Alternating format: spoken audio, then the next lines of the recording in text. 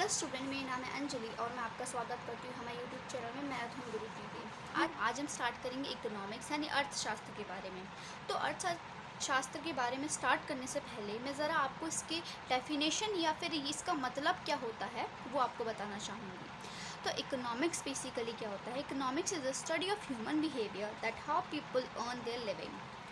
अब अर्थशास्त्र क्या है यानी इकोनॉमिक्स क्या है? ये किसी के ह्यूमन बिहेवियर को समझने के लिए कि लोग किस तरीके से पैसे कमाते हैं और किस तरीके से उसको अपनी जीविका चलाने के लिए यूज़ करते हैं। अब बेसिकली पीपल से यहाँ पर कुछ सिर्फ एक इंसान की हम बात नहीं कर रहे, हम बात यहाँ कर रहे हैं कि ऑल ओवर द वर्ल्ड की, यानी पूरे दुनिया की बात कर रहे हैं इकोनॉमिक्स में। अब एंड अर्न देयर लिविंग देखो, कोई भी अपनी जीविका चलाने के लिए पैसों की ज़रूरत पड़ती है और जीविका अब चलो ठीक है, कोई अपनी बेसिक नीड्स भी किसी इंसान की पूरी हो जाती है, जैसे रोटी कपड़ा मकान, इतनी बेसिक नीड्स पूरी हो गई, लेकिन उसके बाद उसको क्या चाहिए होती है? ग्रोथ डेवलपमेंट चाहिए होती है कि मैं थोड़ा सा अच्छा खाना खाऊँ, मैं थोड़ा सा अच्छे कपड़े पहनूँ, मैं थोड़ा सा मतलब ना लिविंग ऑफ स्टैंडर्ड हाई करना। तो अब इकोनॉमिक्स हम पढ़ते क्यों हैं? बेसिकली देखो, इसका रीज़न सिर्फ एक ही है कि हमारे पास जो है, हमारे पास रिसोर्सेज यानी संसाधन कुछ हद तक लिमिटेड है, ठीक है, कुछ हद तक है, उसके बाद जाके वो हमारे रिसोर्सेज नहीं होते। तो हमें अच्छे से या बिल्कुल सही से उनको यूज़ करना, यही इकोनॉमिक्स में हमें सिखाया जाता है कि किस तरीके से जो हमारे जो लिमिटेड रिसोर्सेज हैं, क्योंकि हमारी वांट्स जो होती हैं, हमारी इच्छाएँ, वो क्या होती है? अनलिमिटेड हैं। तो हम लेकिन हमारे पास रिसोर्सेज तो लिमिटेड है, तो इससे यानी डिस्ट्रीब्यूशन ऑफ इनकम, यानी हमारे पास पैसा भी कम है, कंजम्पशन किसी चीज़ को आपको ख़रीदना है, किसी को कंज्यूम करना है, और डिस्ट्रीब्यूशन ऑफ इनकम यानी आपको ये आइडिया होना चाहिए कि आपको अपने पैसे कहाँ खर्च करने हैं, क्योंकि अनलिमिटेड तो नहीं है पैसे, ठीक है। तो इकोनॉमिक्स आपको बेसिकली, अगर मैं लेमैन लैंग्वेज या फिर एक आम इंसान की भाषा में अगर आपको बताऊँ, तो इकोनॉमिक्स ये होता है कि जब आपको आपके रिसोर्सेज ज़्यादा नहीं हैं और उसको आपको सही ढंग से यूज़ करना है, क्योंकि वो ज़्यादा नहीं है, लेकिन हमारी वांट्स जो होती हैं, हमारी इच्छाएं होती हैं, वो अनलिमिटेड हैं। तो ये है इकोनॉमिक्स से डेफिनेशन। अब हम आगे बढ़ेंगे कि बेसिकली इकोनॉमिक्स जो होता है हमारा एसएससी में या फिर बैंकिंग सेक्टर में किस तरीके का रोल निभाता है एग्ज़ाम में, इसका वेटेज कितना होता है। अगर मैं आपको बात करूँ तो इसका जो एवरेज, ऑन एन एवरेज, इसके क्वेश्चंस, नंबर ऑफ़ क्वेश्चन जो होते हैं वो 6 क्वेश्चन पूछे जाते हैं, 6 क्वेश्चन पूछे जाते हैं। एंड 6 क्वेश्चन इससे ज़्यादा भी हो सकते हैं, इससे कम भी हो सकते हैं, ठीक है। बट इसमें क्या होता है, कुछ टॉपिक इतने ज़्यादा इंपॉर्टेंट है कि उससे एटलीस्ट 2-3 क्वेश्चन तो आ ही जाते हैं घुमा फिरा के, और ऑल ओवर 6 क्वेश्चन आते हैं, तो आपके 12 मार्क्स हो गए, 12 मार्क्स हो गए आपके। तो जीएस पोर्शन में इकोनॉमिक्स जो होता है बहुत ही ज़्यादा एक ऐसा टॉपिक है जिससे क्वेश्चंस भी ज़्यादा आते हैं और इसको ज़्यादा आपको कवर करने में भी दिक्कत नहीं होगी, बिकॉज इसका सिलेबस इतना ज़्यादा नहीं है। और आपको अगर आप सही से आप पढ़ोगे, अगर रेगुलर वीडियोस अगर देखोगे, तो आप 2-3 दिन में इसको कंप्लीट कर सकते हो। उसके बाद आपको रिविज़न करने का टाइम भी मिल जाएगा, बिकॉज जीएस बहुत ज़्यादा वास्ट है और इकोनॉमिक्स जो होता है वो ऑब्वियसली आपके नंबर बढ़ाने में बिल्कुल हेल्प करेगा। तो आज हम डिस्कस करेंगे बेसिकली कि कितने इकोनॉमिक्स के टॉपिक हैं और कितने हम लोग इकोनॉमिक्स के क्वेश्चंस या फिर इकोनॉमिक्स के क्वेश्चन कहाँ से आते हैं, मेन टॉपिक कौन से हैं। अब देखो, अगर मैं कोर टॉपिक की बात करूँ, यानी बहुत इंपॉर्टेंट टॉपिक जो होते हैं, जो हमें करने ही हैं, यानी कोर टॉपिक जो होते हैं, कोर टॉपिक की अगर मैं बात करूँ तो पहला कोर टॉपिक हो गया आपका कि इंपॉर्टेंट है, इसको आप स्किप मत करना, ये तो आते हैं, इसमें से क्वेश्चंस आते हैं। तो पहला कोर टॉपिक अगर मैं बात करूँ वो है 5 ईयर प्लान। ऑब्वियसली आपको पता है कि 5 ईयर प्लान में से कितने सारे क्वेश्चंस आते हैं, कमिटीज से कभी क्वेश्चन पूछ लिए जाते हैं या फिर कभी पूछ लिए जाते हैं कि 5 ईयर प्लान ये कब से कब तक हुआ, या ये वाला प्लान में क्या इम्पोर्ट किया गया था या फिर क्या इसमें बताया गया था, कौन सी चीज़ें इसमें हमें दी गई थी 5 ईयर प्लान्स में। तो इसमें बहुत सारी चीज़ें होती है, ठीक है। 5 ईयर प्लान में 5 ईयर प्लान से काफ़ी ज़्यादा क्वेश्चंस आते हैं। 5 ईयर प्लान, अब इसको देखो हम क्या बोलते हैं हिंदी में, इसको बोलते हैं पंचवर्षीय योजना, इसको बोलते हैं हम पंचवर्षीय योजना,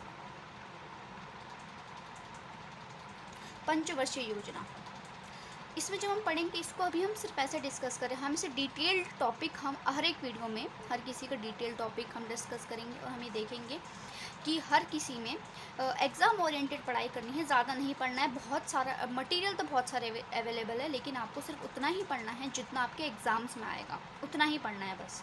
अदरवाइज़ ये आपका टाइम कंज्यूम कर लेगा, आप और भी ज़्यादा जिसमें आपको टाइम देना चाहिए उसमें आप टाइम नहीं दे पाओगे। तो हम उतना ही पढ़ेंगे जितना हमारे एग्ज़ाम की डिमांड है, उससे ज़्यादा नहीं पढ़ेंगे। आपको पीएचडी नहीं करनी है इसमें बेसिकली, तो अब देखो दूसरी बात ये है कि आपका ये है इन्फ्लेशन। इन्फ्लेशन का मतलब क्या होता है? इन्फ्लेशन का मतलब होता है महंगाई। महंगाई से आपको पता ही होगा महंगाई क्या होती है,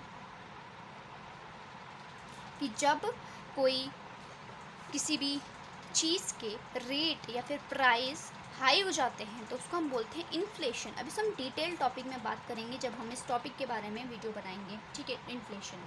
अब दूसरी बात है नेशनल इनकम। नेशनल इनकम बहुत ज़्यादा इंपॉर्टेंट टॉपिक है आपके लिए, नेशनल इनकम। और नेशनल इनकम को हिंदी में कहा जाता है हमारा राष्ट्रीय आय।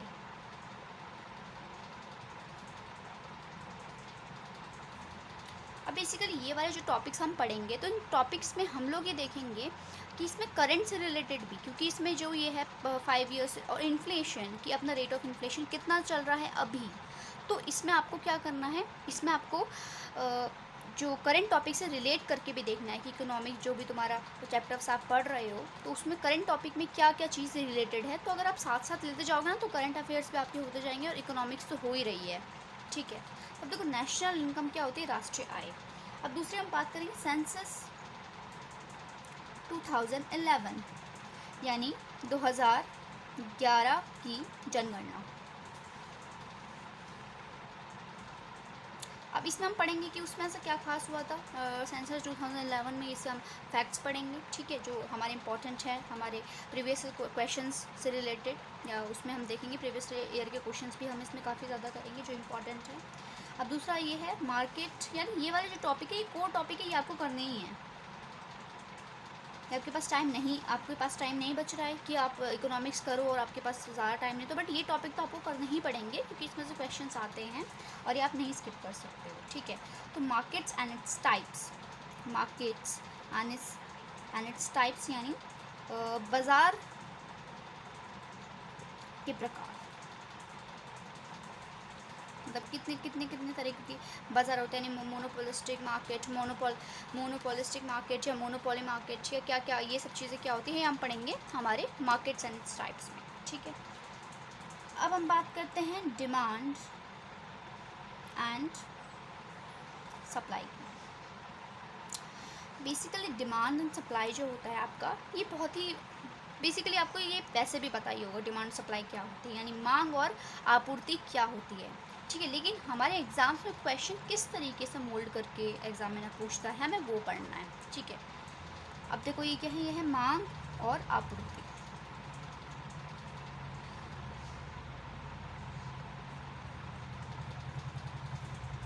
अब हम बात करेंगे लेस इम्पॉर्टेंट टॉपिक के बारे में कि यानी ठीक है ये तो आपको करना है लेकिन वो छोड़ना नहीं है। लेस इम्पॉर्टेंट टॉपिक का मतलब ये नहीं होता कि आप उसको छोड़ दोगे, इसका मतलब ये कि पहले आपको ये करना है उसके बाद आप इसमें आओगे, ठीक है।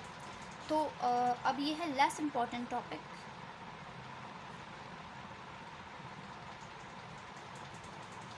जैसे फर्स्ट अगर हम बात करें एग्रीकल्चर,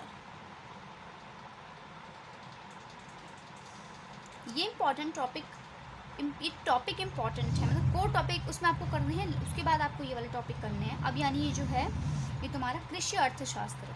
अब कृषि अर्थशास्त्र में क्या क्या होता है, अभी जो कृषि अर्थशास्त्र में हम वो पढ़ेंगे कि कौन सी स्कीम्स गवर्नमेंट ने अर्थशास्त्र ने एग्रीकल्चर में अपोज करी थी, यानी कौन सी जो एग्रीकल्चर रिलेटेड स्कीम्स हैं हम वो पढ़ेंगे इसमें। और हम ये भी पढ़ेंगे करेंटली गवर्नमेंट एग्रीकल्चर यानी जो तुम्हारा कृषि अर्थशास्त्र है उससे रिलेटेड कौन सी स्कीम्स निकाल रही हैं। तो मैंने आपको बोला है कि आप क्या करते चलो करंट अफेयर्स को भी साथ में लेते चलो, इसलिए आपको फिर इजी हो जाएगा वो करना, बिकॉज ऑब्वियसली इसमें क्या करेंगे वो करंट अफेयर्स के भी क्वेश्चन पूछे जा सकते हैं कि एग्रीकल्चर में कौन सी स्कीम्स निकाली है गवर्नमेंट ने रिसेंटली, वो हम सब पढ़ेंगे इसमें।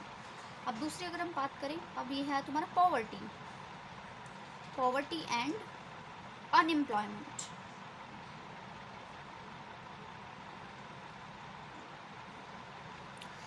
अब जब इकोनॉमिक्स की बात करें पॉवर्टी और अनएम्प्लॉयमेंट ना आए तो ऐसा तो हो ही नहीं सकता, बिकॉज ऑब्वियसली मेन चीज़ अगर हम इकोनॉमिक्स में अगर प्रॉब्लम्स में आती हैं तो वो पॉवर्टी और अनएम्प्लॉयमेंट आती है, जो कि हमारे देश में रिसेंटली अब जो ये टाइम है ये इंक्रीज़ ही हो रही है, ठीक है।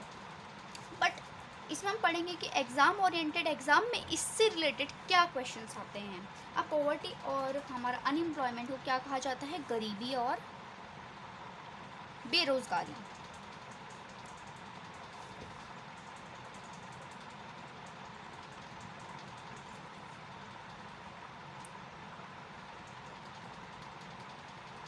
ठीक है, गरीबी और बेरोजगारी। अब दूसरा है आपका public finance. Public finance means what? Public finance means जिसका आता है बजट एंड टैक्सेस, यानी आपका सार्वजनिक वित्त,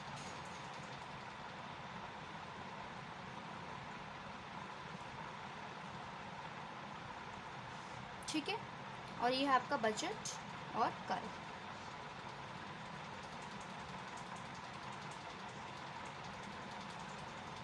टैक्सेस। अब हम पढ़ेंगे कि एग्ज़ाम रिलेटेड कौन कौन से इंपॉर्टेंट टॉपिक हैं आपके, कि आपके पब्लिक फाइनेंस यानी हमारा सार्वजनिक वित्त, इससे क्या क्वेश्चंस आते हैं। आपको इसमें थ्योरी नहीं पढ़नी है, बेसिकली आपको एग्ज़ाम ओरिएंटेड पढ़ना है। मैंने आपको पहले भी बताया है कि इसमें आपको सिर्फ उतना ही पढ़ना है जितना आपको एग्ज़ाम में आपको पूछा जाएगा। एग्ज़ाम में जिस तरीके से क्वेश्चन आते हैं, ज़्यादा कुछ नहीं पढ़ना है ज़्यादा, बिकॉज ऑब्वियसली इकोनॉमिक्स एक छोटा टॉपिक नहीं है, ये बहुत ज़्यादा वाइड टॉपिक हो सकता है अगर आप उसको बनाओगे, लेकिन आपको एग्ज़ाम ओरिएंटेड पढ़ना है because it is not that important. GS में और भी बहुत सारे इंपॉर्टेंट है, लेकिन इससे क्वेश्चन आते हैं, इसलिए ये बहुत छोटा टॉपिक है और इसको आप बहुत अच्छे से कवर कर सकते हो और जीएस के मार्क्स अपने अपलिफ्ट कर सकते हो। ठीक है, तो अब मैं अगर बात करूँ कि हमने देख लिया कि सिलेबस हमारा क्या है। सिलेबस बेसिकली हमारा कोर टॉपिक ये रहे अपने हमारे लेस इंपॉर्टेंट टॉपिक का मतलब मैं आपको बार बार बोल रही हूँ कि इसका मतलब ये नहीं है कि आप इनको छोड़ दोगे, इनको नहीं छोड़ना है। ये इंपॉर्टेंट टॉपिक जो है, बेसिकली कुछ टॉपिक जो इंपॉर्टेंट नहीं थे वो मैंने खुद निकाल दिए हैं, लेकिन ये वाले टॉपिक ये आपको करने ही पड़ेंगे। ठीक है, तो हम एक डिटेल्ड हम वीडियो बनाएंगे हर एक टॉपिक के बारे में और पूरा जो इकोनॉमिक्स सिलेबस कंप्लीट कर देंगे। और आप चाहोगे तो वो देखकर आप 2-3 दिन में इकोनॉमिक्स कंप्लीट कर सकते हैं। उसके बाद प्रीवियस ईयर क्वेश्चंस और उसके पेपर सॉल्व करके आप इकोनॉमिक्स बिल्कुल कम्प्लीटली अच्छे से उसमें मास्टर कर सकते हो। ठीक है, तो आज की वीडियो मैं बस यहीं ख़त्म कर रही हूँ, क्योंकि इसका डिटेल डिस्कशन में मैं अलग वीडियो बनाऊंगी। मैं स्टार्ट करूँगी 5 ईयर प्लान से, बिकॉज ऑब्वियसली ये बहुत ज़्यादा इंपॉर्टेंट टॉपिक है, पंचवर्षीय योजना। तो अगली जो तुम्हारी आपकी वीडियो होगी वो 5 ईयर प्लान्स में होगी। तो आपका ये डिटेल हमने बात करी इसके सिलेबस के बारे में, और आपको कुछ भी अच्छा लगा हो वीडियो में तो लाइक शेयर एंड सब्सक्राइब करें। एंड थैंक यू तब तक के लिए।